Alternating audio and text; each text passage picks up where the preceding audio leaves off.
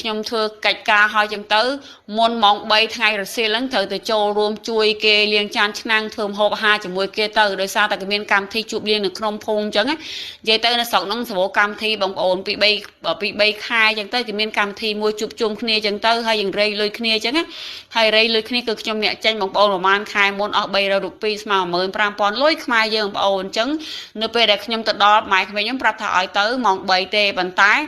អ្នកផ្សេងគេទៅតាំងពីម៉ោង10ជាងដល់ពេលចឹងទៅខ្ញុំទៅដល់ហ្នឹងគេធ្វើឲ្យបងប្អូនអត់មានអីធ្វើទេគ្រាន់តែដល់ថតវីដេអូតាមបងប្អូននេះហើយឥឡូវគេនិយាយថាចេះឥឡូវរួចរាល់ហើយមិនបាច់ចាំជួយធ្វើស្អីទេត្រឡប់ទៅវិញចាំម៉ោង7យប់មកវិញបងប្អូនអញ្ចឹងហើយពួកខ្ញុំមិនតាន់ទៅទេក៏ឈរចាំថតសកម្មភាពពេល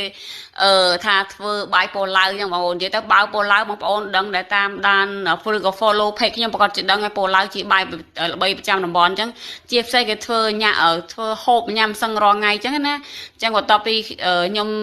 ឆោតថតសកម្មភាពគេធ្វើបាយពោឡាវហើយអញ្ចឹងទៅខ្ញុំចូលមកកន្លែងទៀតដែលគេហាន់បន្លែហាន់សាច់អញ្ចឹងទៅបងប្អូននិយាយទៅបានធ្វើអីទេខ្ញុំបានតែផឹកតែក៏ត្រឡប់មកផ្ទះវិញហើយនេះម៉ោង7ព្រឹកតែ7ព្រឹក7ល្ងាចល្មមបងប្អូនអញ្ចឹងក៏ខ្ញុំចូលរួមកម្មវិធីអញ្ចឹងទៅក៏គេមានលេងហ្គេមសងសំណាងបងប្អូននិយាយថាហ្គេមប្រភេទនេះរបៀបថាប្លូតូឬក៏ឆ្នោតសងសំណាងអញ្ចឹងទៅបងប្អូនប្រធានភូមិក៏ដើរចែកអញ្ចឹងចែកម្នាក់មួយអញ្ចឹងទៅហើយគេហៅលេខណា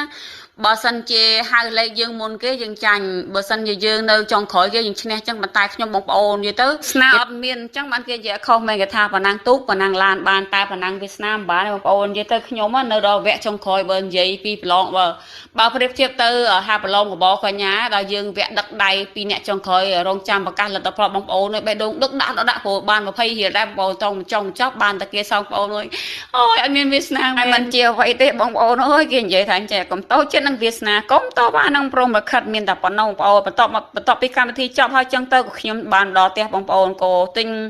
ក៏នឹកឃើញថាមើលមិនចេះទិញបានថ្ងៃមុន4-5ផ្លែដល់ពេលចឹងទៅនឹកឃើញថាចង់កិនឲ្យសុកជាផឹកម្ដងទៅបងប្អូនអើយហើយខ្ញុំកិនហ្នឹងខ្ញុំដឹងថាសុកជាហ្នឹងគាត់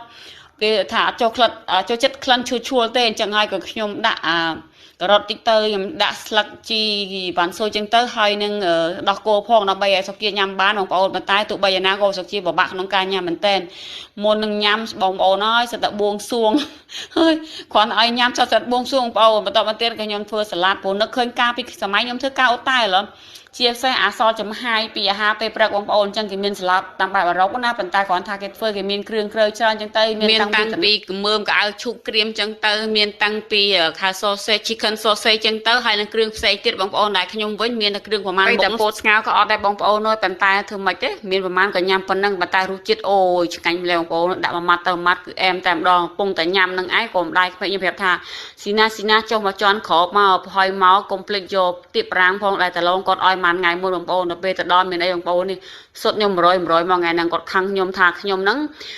ហៅពេលព្រឹកមិនបានទៅរកគាត់អញ្ចឹងណាហើយគាត់ចង់ឲ្យខ្ញុំហ្នឹងទៅបំរើមិត្តភក្តិគាត់ម្នាក់ចិត្តប្រើខ្ញុំជាងគេបងប្អូនអញ្ចឹងហើយក៏ខ្ញុំព្យាយាមគិតពីគាត់ប្រហែលរយៈចុងក្រោយហ្នឹងនិយាយទៅឲ្យតែគាត់ខុសខ្ញុំបិទទូរស័ព្ទគាត់ចោលព្រោះគាត់ជាមនុស្សម្នាក់ដែលអត់ខ្វល់ពីយើងទេបើសិនជាប្រើយើងអត់ឲ្យ